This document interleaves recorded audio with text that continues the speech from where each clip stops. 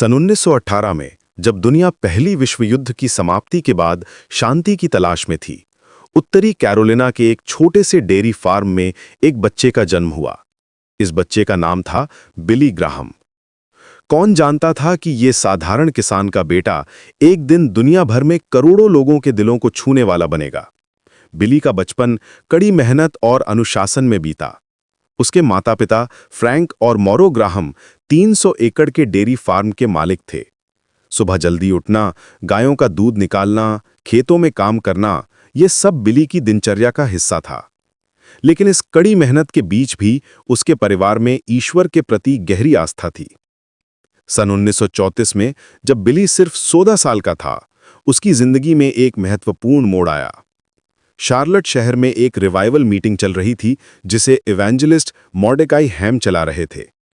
बिली अपने दोस्तों के साथ वहां गया था, शायद सिर्फ मजे के लिए।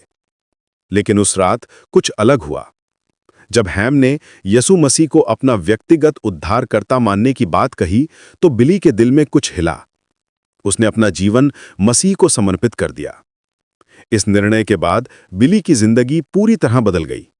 वो पहले से ज्यादा बाइबल पढ़ने लगा, प्रार्थना में समय बिताने लगा। अपनी हाई स्कूल की ईयरबुक में जब उससे भविष्य की योजनाओं के बारे में पूछा गया तो उसने लिखा, ईश्वर की सेवा करना और एक मिनिस्टर के रूप में उनकी इच्छा पूरी करना। हाई स्कूल के बाद बिली ने फ्लोरिडा बाइबल इंस्टीट्यूट में दाखिला लिया। यहां उसे अपने जीवन की कॉलिंग का एहसास हुआ। एक रात गोल्फ कोर्स के पास टहलते हुए उसने महसूस किया कि ईश्वर उसे प्रीचर बनने के लिए बुला रहे हैं। शुरू में वो हिचकिचाया, लेकिन अंततः उसने इस कॉलिंग को स्वीकार कर लिया। सन 1940 में बिली ने व्हीटन कॉलेज में दाखिला लिया। यहां उसकी मुलाकात रूथ मैक्यू बेल से हुई, जो चीन में मिशनरी पेरेंट्स की बेटी थी। दोनों के बीच प्रेम हुआ और सन 1943 में उन्होंने शादी कर ली। रूथ ने बिली के मिनिस्ट्री में एक महत्वपूर्ण भूमिका निभाई और जीवन भर उसका साथ दिया। कॉलेज के बाद बिली ने इलिनॉय के वेस्टर्न स्प्रिंग्स में एक छोटे चर्च में पास्टर का काम शुरू किया। यहीं उसे सॉन्ग्स इन द नाइट नाम के रेडियो प्रोग्राम को होस्ट करने का मौका मिला। इस प्रोग्राम के जरिए उसकी मुलाकात जॉर्ज बेवर्ली शी से हुई, जो बाद में उसके मिनिस्ट्री का एक अहम हिस्सा बने। सन 1945 में बिली को यूथ फॉर क्राइस्ट ऑर्गेनाइजेशन में काम करने का मौका मिला। ये उसके इवेंजलिस्ट बनने की शुरुआत थी।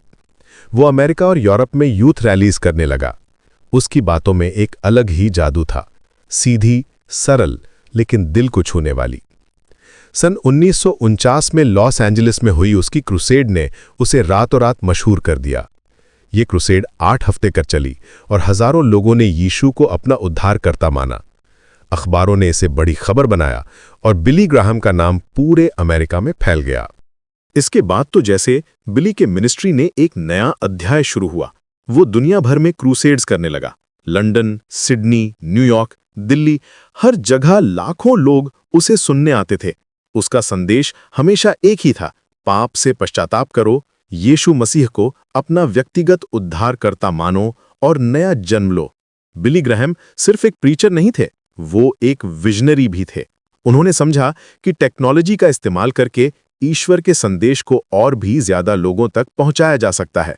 उन्होंने रेडियो, टेलीविजन और बाद में इंटरनेट का भरपूर इस्तेमाल किया। सन 1956 में उन्होंने क्रिश्चियनिटी टुडे मैगजीन की स्थापना में मदद की। ये मैगजीन इवेंजेलिकल क्रिश्चियनिटी के लिए एक महत्वपूर्ण प्लेटफॉर्म बना। उन्होंने वर्ल्ड इवेंजलिज्म के लिए कई इंटरनेशनल कॉन्फ्रेंसेस भी ऑर्गेनाइज किए। सन 1974 में स्विट्जरलैंड के लॉजान में हुई कॉन्फ्रेंस में 150 से ज्यादा देशों के 2500 से ज्यादा डेलीगेट्स आए थे। बिली ग्राहम की सबसे बड़ी खासियत ये थी कि वो सभी डिनोमिनेशंस के क्रिश्चियंस को एक साथ लाने में कामयाब रहे।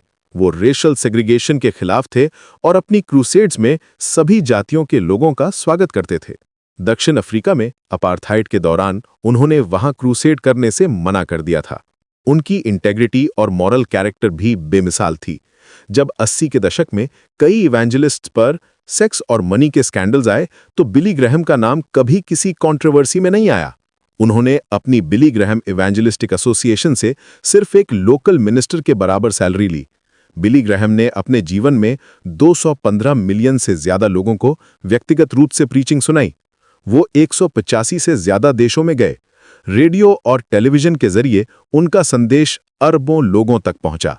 उन्होंने अमेरिकी राष्ट्रपतियों से लेकर आम लोगों तक सभी के साथ बात की। सन 2018 में 99 साल की उम्र में बिली ग्राहम का देहांत हो गया, लेकिन उनकी लेगेसी आज भी जिंदा है। उनके बेटे फ्रैंकलिन ग्राहम समैरिटन्स पर्स के जरिए दुनिया भर में ह्यूमैनिटेरियन वर्क कर रहे हैं। लॉज़ैन मूवमेंट आज भी वर्ल्ड इवेंजलाइजेशन के लिए काम कर रहा है। बिली ग्राहम की कहानी एक साधारण फार्म बॉय से एक्स्ट्रॉर्डिनरी इवेंजलिस्ट बनने की कहानी है। ये दिखाती है कि जब कोई व्यक्ति अपना जीवन ईश्वर को समर्पित कर देता है तो वो कैसे दुनिया को बदल सकता है। उनका जीवन इस बात का प्रमाण है कि सच्ची फेथ और डेडिकेशन के साथ कोई भी व्यक्ति असाधारण काम कर सकता है।